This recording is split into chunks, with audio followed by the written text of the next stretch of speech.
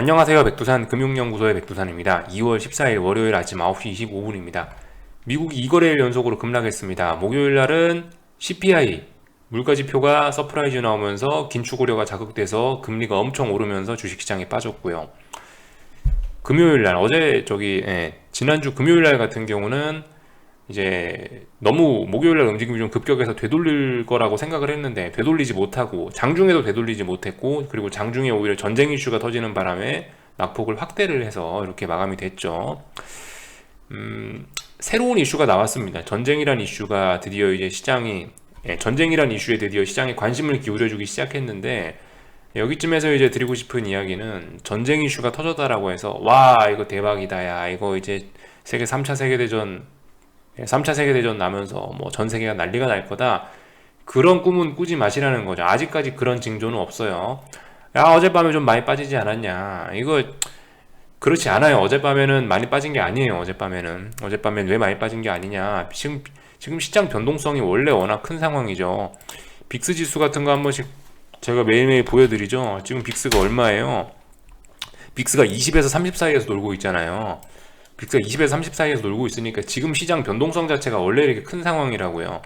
지금 이런 상황에서 시장이 2% 3% 빠지는 건 그냥 평상시에 늘 일어나는 일인 거예요. 물론 이게 이제 지금 시장 자체가 평상시라는 건 아닌데, 지금 이제 어쨌든 1월 달부터 변동성이 확대되어 있는 이런 분위기거든요. 이런 상황에서 이 정도 낙폭 나온 거는 그다지 이상한 건 아니다라는 거. 그래서 이게 와 이제 본격적으로 뭐 세계대전의 가능성을 반영하고 이런 것까지는 아직 아닌 것 같고요. 아직 그런 건 아니고요. 그러니까 뭐예요? 지금 제가 봤을 때 여러분들이 하셔야 될 건 그냥 뭐 대박에 대한 기대감 이런 게 아니고요. 아직까지는 그냥 일반적인 평상시 시장이에요. 그냥 전쟁이란 이슈, 그냥 깜짝 이슈가 그냥 하나 등장한 거예요. 약간 뭐 어떤 뭐 경제지표 서프라이즈, 경제지표 쇼크, 뭐 기업 발표, 뭐 기업 실적 쇼크 나온 것처럼 그냥 어떤 쇼크가 잠깐 있었던 거예요. 아직까지는 일회성 느낌으로 지금 그렇게 전쟁이란 이슈가 시장에 반영되고 있는 듯 합니다. 아직까지는요. 그래서 아무것도 안 하면 된다. 제가 말씀드렸다시피 그 중요한 저항 부근에 와 있을 때 숏 포지션 매집 이런 이야기를 한번 하긴 했거든요.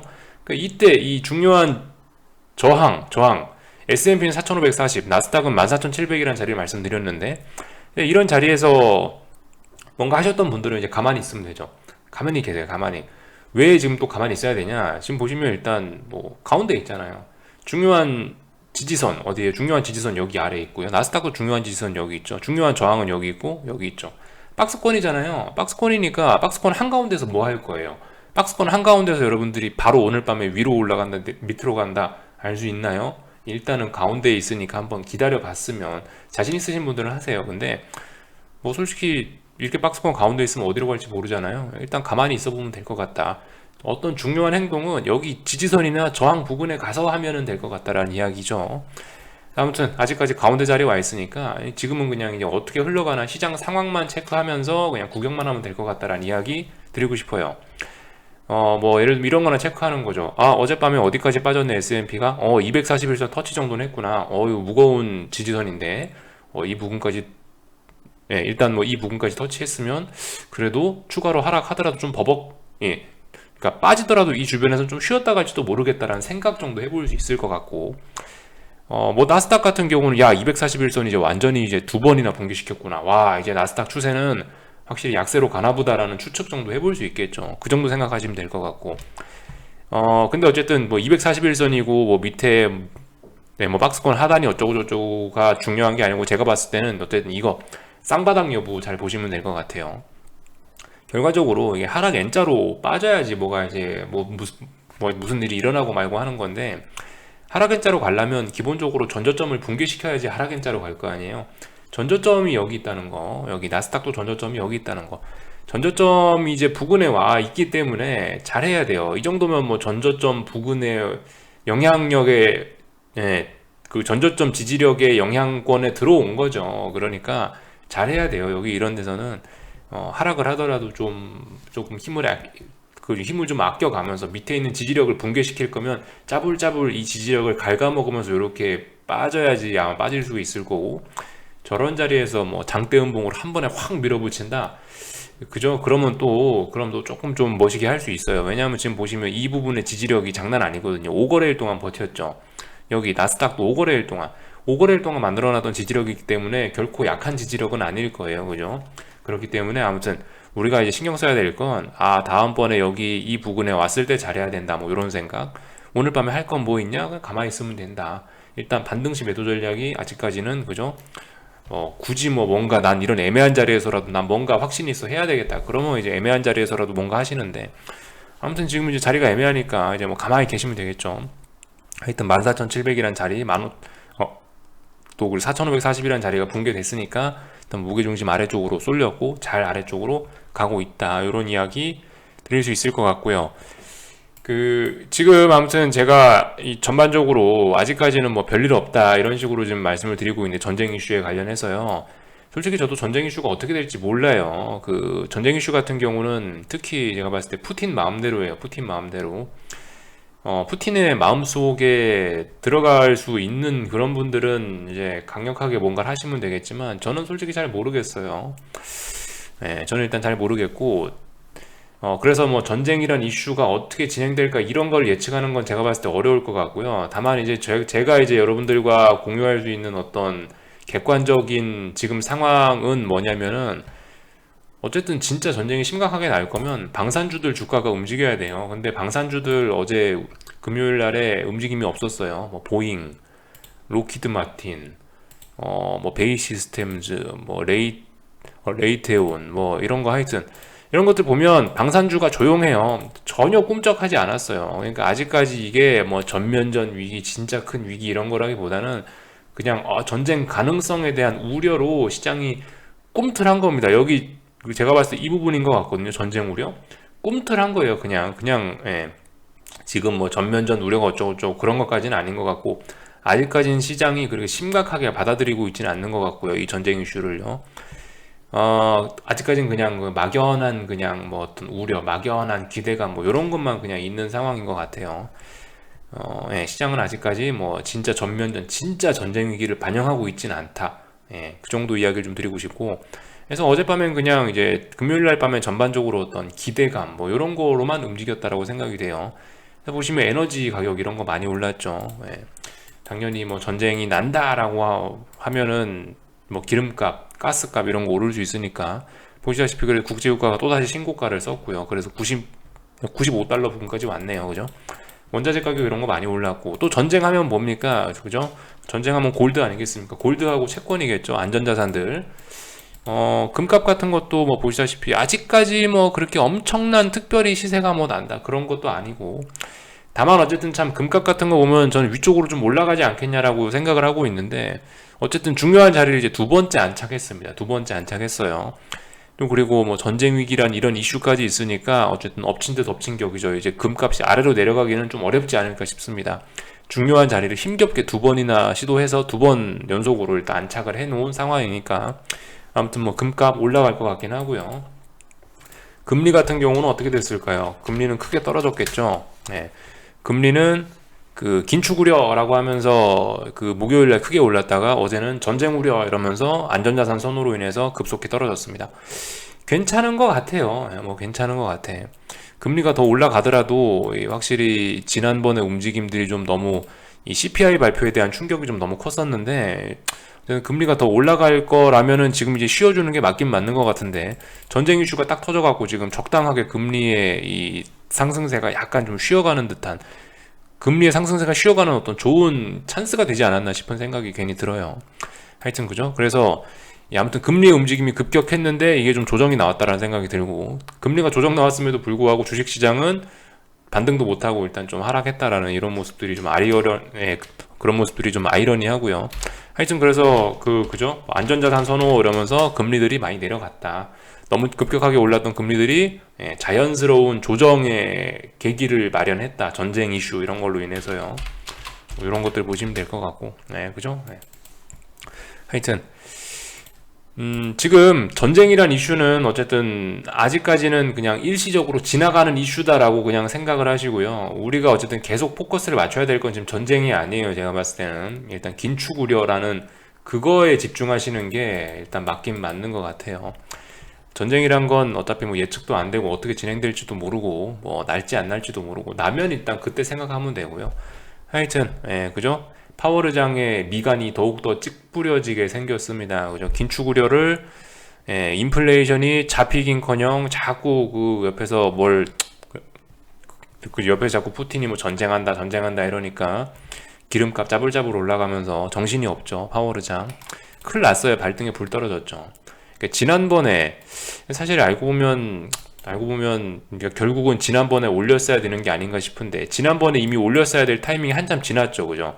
예전에 물가 상승률 2% 넘었을 때 평상시엔 2% 넘으면 금리 인상 시작했는데 2% 넘었을 때 계속 개기고 있더니 지금은 이제 뭐 7% 뭐 이렇게 막 넘어가 버리니까 어떻게 됐어요? 그러니까 지금에서야 이제 그러니까 원래 평상시 2%일 때부터 짜불짜불 올렸으면 그나마 지금 충격이 덜했을 수 있는데 지금 이제 7%막 넘어가고 이런 상황에서 이제 금리를 급하게 올리려니까 어떻게 돼요? 이 급격하게 올려야 되니까 시장의 충격이 더 따따블로 커질 수도 있겠다라는 생각은 해볼 수도 있겠죠. 하여튼 전쟁까지 뭐 난다라고 한다면 어쨌든 뭐 파월의장 스트레스 좀 많이 받을지 모르겠어요. 바이든도 짜증 많이 날 거고. 하여튼 그죠? 지금 근데 뭐 말씀드렸다시피 이 전쟁 위기가 어떻게 되냐를 잘 보시려면 방산주들 주가 보시면 될 것 같아요. 방산주들이 지금은 꿈쩍도 안 해요. 그냥 이거는 우려다. 예. 그냥 막연한 우려다. 아직까지는요. 예. 아무튼 전쟁으로 인해서 물론 그럴 수도 있습니다. 전쟁 이슈로 인해서 진짜 갑자기 막 빅스가 80까지 올라가고요. 뭐 한 이틀 3일 연속으로 막 주가가 막 나스닥이 막 10% 20%씩 막 거의 뭐 3거래일 연속으로 막 10%씩 빠지고 그런 일 일어나지만 않으면 어쨌든 이 추세적인 하락은 길게 지금 갈 가능성이 높을 것 같긴 한데요. 하여튼 그죠. 어젯밤에 뭐 조금 뭐 힘을 쓰긴 썼는데 뭐 나쁘지 않아요. 물론 뭐 이 정도 하락한 걸 가지고 제가 뭐 지금 엄청난 폭락했다라고 하는 건 아니고 아무튼 하락 에너지도 뭐 그럭저럭 잘 유지되고 있고 제가 봤을 때 이 자리 뭐 하여튼 아직까지는 하락 보시는 분들이 딱히 뭐 쫄거나 뭐고 할 거 없을 것 같아요. 그냥 차분하게 그냥 지켜보시면 될 것 같습니다. 특별히 뭐 어쨌든 쇼 포지션 보시는 분들은 좀 우려할 것도 없고 딱히 기대할 것도 없고 그냥 좋다. 오히려 지금 마음 급한 거는 이런 직전 저점 부근까지 내려와 있는데 그죠? 오히려 롱 포지션 보시는 분들이 지금 상당히 좀 고민해봐야 되는 그런 자리가 그런 자리일 수 있죠. 잘하면 쌍바닥 만들 수도 있는데 이런 자리에서 어쨌든 새로운 악재가 터진 거기 때문에 이 부분에 대한 지지력 있긴 하지만 장담을 못하죠. 지킬지 못 지킬지 장담 못하는 거죠. 그래서 뭐이 정도 이야기를 드리면 될 것 같고요. 하여튼 전쟁 이슈다 이러니까 유럽 주식시장이 하여튼 유럽 같은 경우 이제 그러니까 미국장 열리고 있는 사이에 유럽장은 딱 끝나잖아요. 이제 그리고 나서 유럽장 끝나고 나서 전쟁 이슈가 터진 거예요. 그래서 유럽 선물 시장 같은 경우는 이제 전쟁 이슈 터지고 나서부터 막 폭락을 더 하긴 했는데 하여튼 그죠? 이게 어떻게 될런지 일단 지켜보자고요. 유럽이 훨씬 충격이 더 크긴 클 거예요. 왜냐면 미국은 바다 건너 있는 거고 유럽 같은 경우는 러시아하고 직접적으로 거리도 가깝고 뭐 천연가스라든가 이런 걸로 연결이 돼 있으니까 유럽 주식시장의 반응이 어쨌든 좀 중요할 것 같은데 오늘 밤에 유럽 주식시장 일단 분위기 안 좋게 개장할 거는 일단은 뭐 확실해 보이기도 하고요. 하여튼 유럽을 좀 잘 보자고요. 아무튼 제가 평상시에는 이제 위안화 쳐다보면서 중국만 어떤 뭐 위기의 씨앗이 될 수 있다, 중국이 중요하다 이런 이야기를 드리고 있는데 사실 그죠 예전에 드렸던 이야기도 있어요. 지금 전 세계에 어떤 시한폭탄 같은 거는 여러 가지가 있는데 그중 하나가 유럽이에요. 유럽. 특히 이탈리아 같은 거 잘 보셔야 됩니다. 이탈리아 같은 경우 이제 정부 재정 상태가 굉장히 안 좋기 때문에 이탈리아 정부의 재정 정책 이탈리아 정부에 부채가 많기 때문에 정부가 부채를 갚을 수 있을지 없을지에 대한 신뢰도, 의구심이 생기기 시작하면 이 부분도 그죠 굉장히 큰 충격으로 다가올 수 있거든요. 유로존도 사이즈가 거의 중국만 하단 말이죠. 경제 규모가.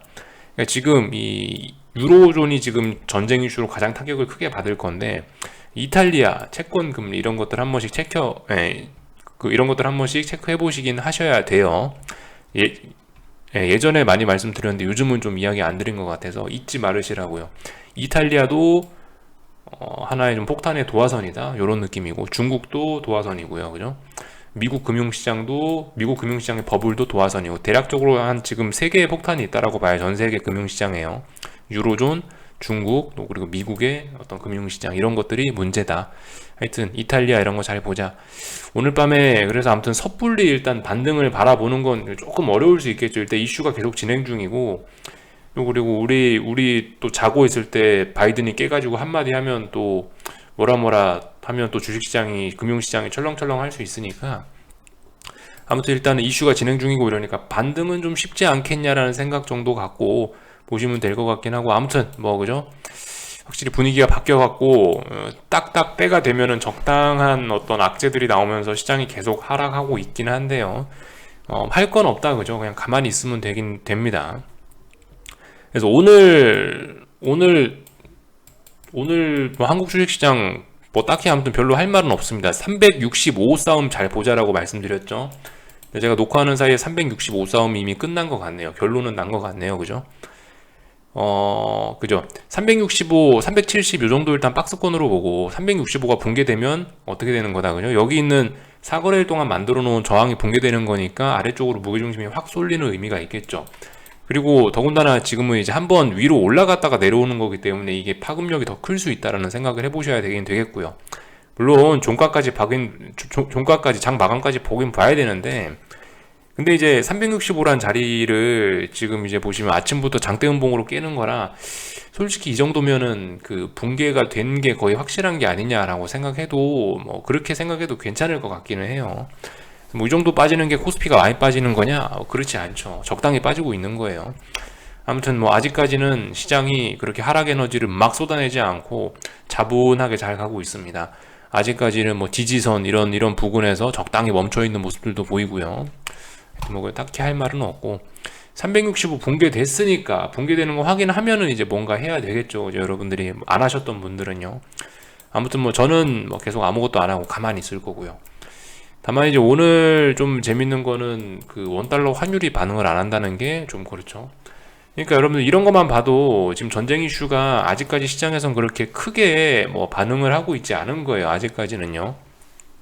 진짜 전쟁 난다 해봐요. 원달러 환율 벌써 제가 봤을 때 한 1210원 넘어갔을 거예요. 근데 아직까지 이거는 그냥 그 시장 분위기만 안 좋은 겁니다. 그냥 전쟁이라는 거를 진짜 전쟁 공포로 받아들이는 게 아니고 그냥 그 단타의 재료로서 시장이 그냥 가볍게 활용하고 있다는 그런 느낌이 듭니다. 그래서 뭐 이 정도 이야기를 드렸고 코스닥 시장은 이제 진짜 전저점 진검승부가 펼쳐지고 있네요. 근데 이미 이까지 내려온 이상 이거는 이제 지지하겠다는 움직임은 아닌 것 같아요. 여러분들 코스닥 시장 숏 보시는 분들은 뭐겠어요? 여기 전저점 이거 붕괴되는 거 확인되면은 이거 물량 추가하는 게 정석적이겠죠. 예, 전저점 붕괴되면 물량 추가다. 참고로 지금 힘이 급격히 빠지고 있어요. 코스닥 시장 이거 이제 밑으로 지지선 없어요. 이제 밑으로 진짜 의미 있는 지지선이 없어요. 제가 못 찾는 게 아니고 이게 여기 보시면은 지난번에 어땠어요? 2020년 3월부터 해서 요까지 다이렉트로 올라왔단 말이에요. 그나마 지금 여기서 지금 꿈틀한 거예요. 그나마 이 주변에서 한번 쉬었다 간 거예요. 그래서 지금 여기서 지금 전저점 테스트도 하고 있고 이 주변에서 지금 버벅버벅 하고 있는 거예요. 여기서부터 여기까지는 사실상 뭐 물론 자세히 따지면 조그만한 지지와 저항들이 있긴 있지만 없는 건 아닌데요. 근데 대부분 근데 이 아래에 있는 부분들은 지지와 저항이 약해요. 그러니까 지지와 저항이 약한 게 아니고 참 그러니까 이쪽 아랫부분은 별로 지지력이 없습니다. 좀 약합니다. 그래서 지금 이제 전저점이 만약 붕괴가 되면 이거 그냥 밑에 지지선 찾기가 굉장히 어려워질 수가 있어요. 아무튼 지금 그리고 급속 힘 빠지고 있기 때문에 코스닥 숏 보시는 분들은 조심스러움에서 조금 좀 공격적인 단계로 좀 그죠? 지난번에 말씀드렸던 것처럼 예전과 같이 이 정도는 반등하겠지라는 생각이 안 통할 수도 있다고요. 생각보다 반등이 더 안 나오고 더 많이 빠지고 요렇게 그리고 더 빨리 빠지고 요런 일들이 생겨날 수도 있습니다. 코스닥 시장은 좀 힘이 훨씬 많이 빠졌어요. 지금 지금 여기는 1월 12일, 13일 이 시점부터 힘이 많이 빠졌어요. 그래가지고 아무튼 뭐 코스닥 숏은 조금 공격적으로 생각을 좀 바꿔야 될 때가 아닌가. 물론 근데 그래도 이건 확인은 했으면 좋겠어요. 확인하고 아직까진 붕괴시킨 거 아니잖아요. 아직까진 전저점 지지력 살아있죠. 어떻게 될지 모르니까 아직은 조금 기다리시다. 이거 붕괴되는 거 확인하면 그럼 이제 좀 강력하게 코스피 같은 경우는 오히려 이런 상황에서 이제 조금 좀 덜 빠질 수도 있어요. 왜냐면 이게 그저 또 상대적으로 아예 약세장이 돼버리면은 어떻게 되겠어요? 아무래도 뭐 삼성전자나 이런 거를 주식을 매수하고 조그만한 중소형주 이런 건 다 팔아제끼는 그런 경향이 있죠. 그러니까 지금 약세장으로 이미 돌아선 건데 약세장이 돼버리면 오히려 코스피는 예전에 비해서 조금 덜 빠지거나 조금 버티는 모습들도 보여줄 수 있어요. 코스닥에 비해서 상대적으로요. 예. 상대적으로 약세장일 때는 코스닥이 훨씬 더 약하고 코스피가 상대적으로 강세를 보일 수 있다. 강세장에서는 어때요? 강세장에서는 코스피가 상대적으로 코스닥보다 조금 약한 경향이 있고 코스닥이 더 강한 경향이 있습니다. 저 강세장에서는요. 그런 차이도 한번 생각해 보시면 좋을 것 같아요. 작년 같은 경우는 어땠어요? 작년 같은 경우는 그래도 강세장의 기운이 남아 있으니까 코스닥은 박스권으로 버텼잖아요. 근데 코스피는 흘러내렸죠. 예, 강세장이었으니까 코스피가 더 오히려 약했다는 생각도 지금 생각하니까 네, 그렇더라고요. 그래서 하여튼 이런 점들 좀 말씀드렸으니까 하여튼 뭐 저는 오늘도 아무것도 안 하고 그냥 뭐 집에서 가만히 있겠습니다. 여기까지 할게요. 궁금한 건 리플 남겨주시고요. 주말에 좀 바빴어 갖고 여러분들 리플 못 알아들인 건 잠시 후에 좀 보고 리플 달고 그러도록 할게요. 저녁에 뵙도록 하겠습니다. 여기서 마치겠습니다.